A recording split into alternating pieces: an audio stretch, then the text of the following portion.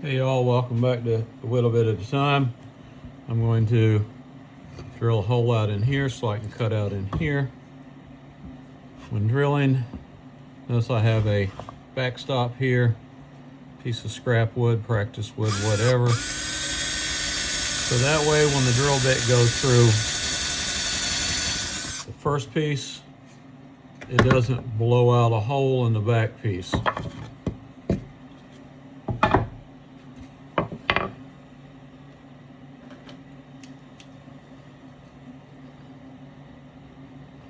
I'm going to trace out along here,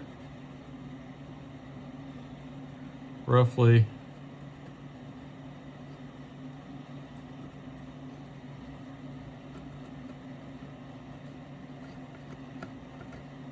the ledge I want to keep.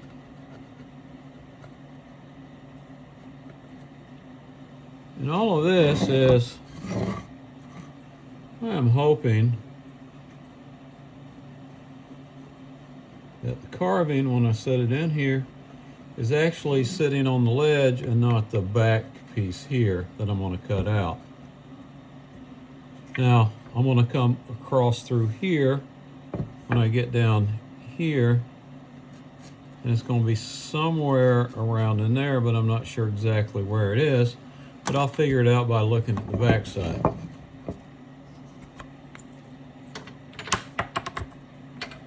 So what I have here is a coping saw.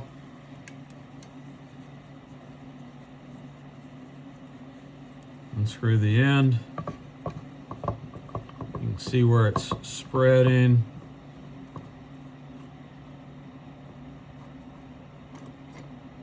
The blade gets loose. We're going to insert the blade through there, reattach it back in there, and retighten the handle down.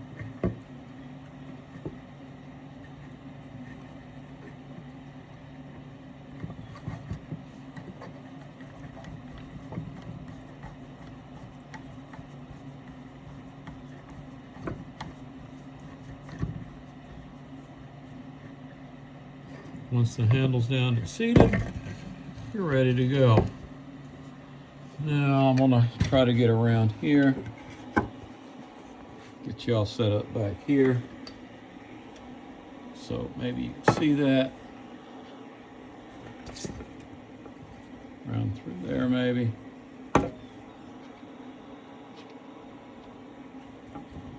Hopefully that's good. What I'm gonna do is saw. This is the boring part. I'll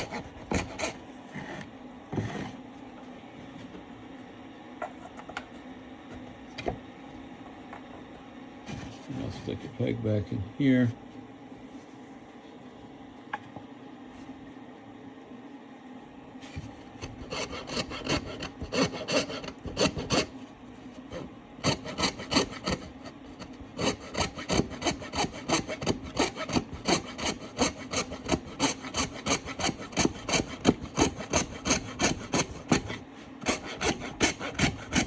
I'm kind of following the line down. Coping saw is made for trim work in houses, for the trim that goes around the baseboard,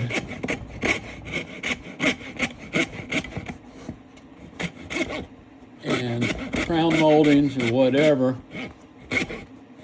And you can take this coping saw, and there's a process instead of just cutting two flat 45s for stuff to meet in the corners, which nothing's perfect 45 in the house. You take this little coping saw here and see right here, I was hitting, because I am in the as far down as I can go with the coping saw. So now I'm going to try to have to get it back up here, work my way back around to the top here.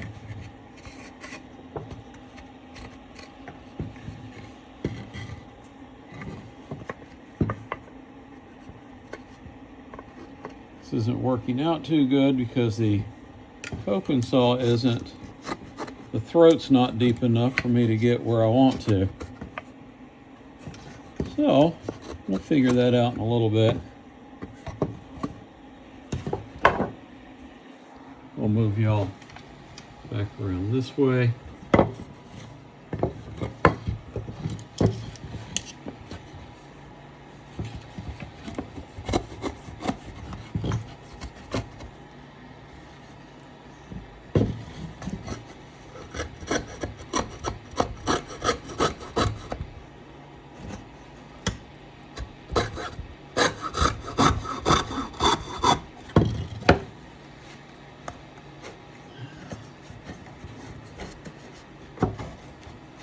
See if y'all can see that. Yes, it would work better if I had a clamp to put this in to hold the board proper.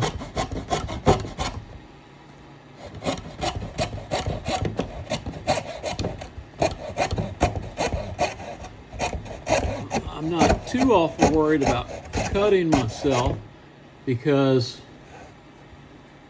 the blade's kind of stuck in the wood. It's not going to rip. It's not going to tear out.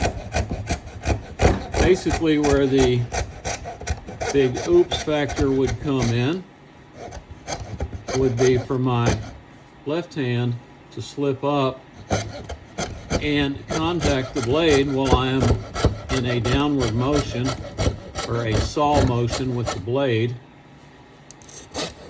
to actually slice into my hand.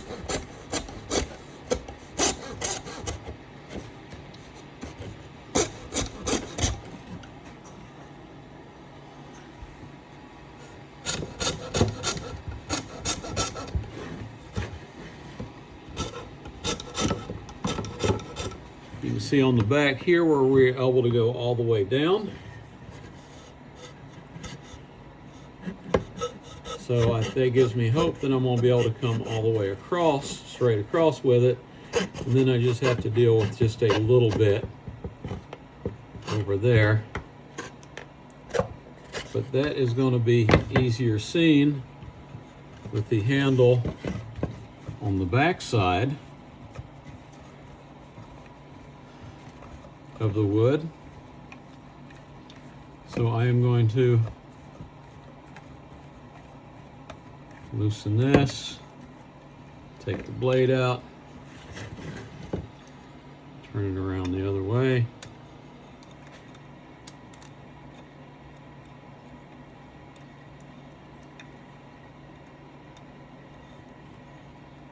Reconnect it.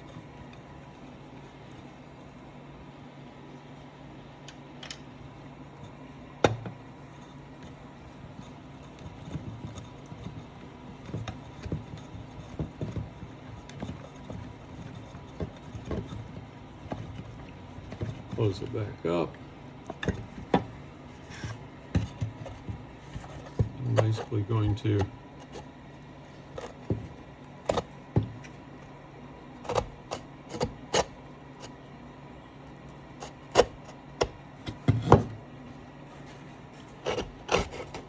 get this blade back down here at the bottom.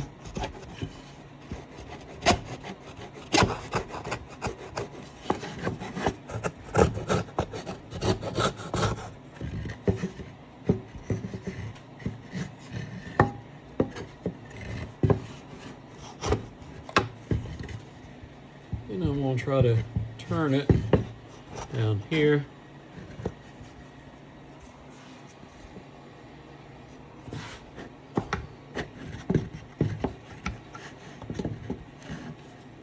This isn't going to be easy.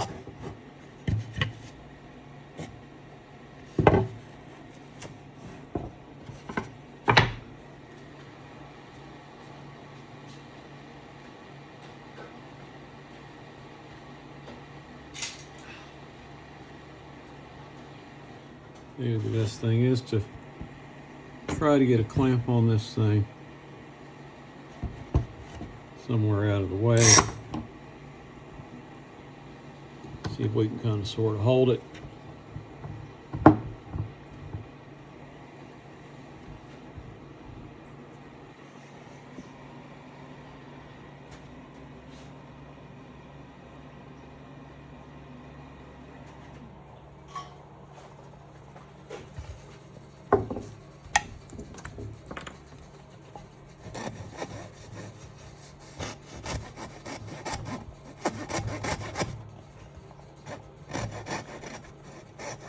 turn easy.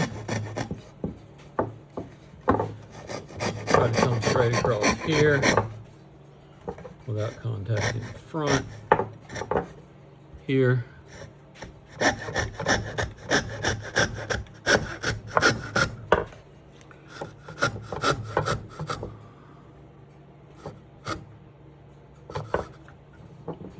However, I do believe I can turn it the other way.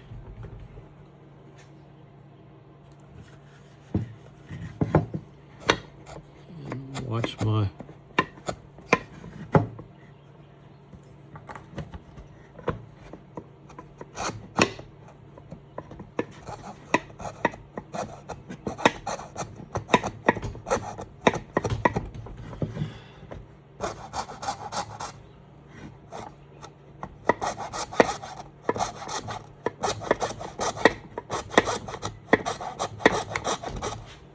blade here and come back up to meet that point.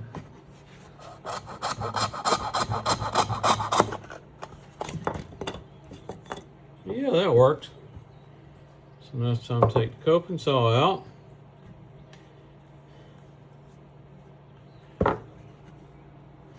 And that was probably a little out of frame for y'all. I apologize.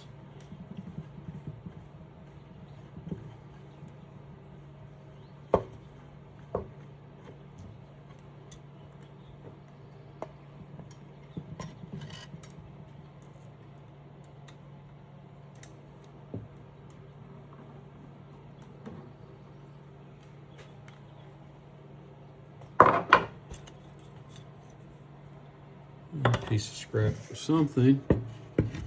And so we will take and insert that. It still fits good. Happy with that, still fits good. And let's see what happens when we get some light behind it. And that's the effect we're looking for. Somebody wanted to backlight it. So that's where we're at today. The next step is staining it.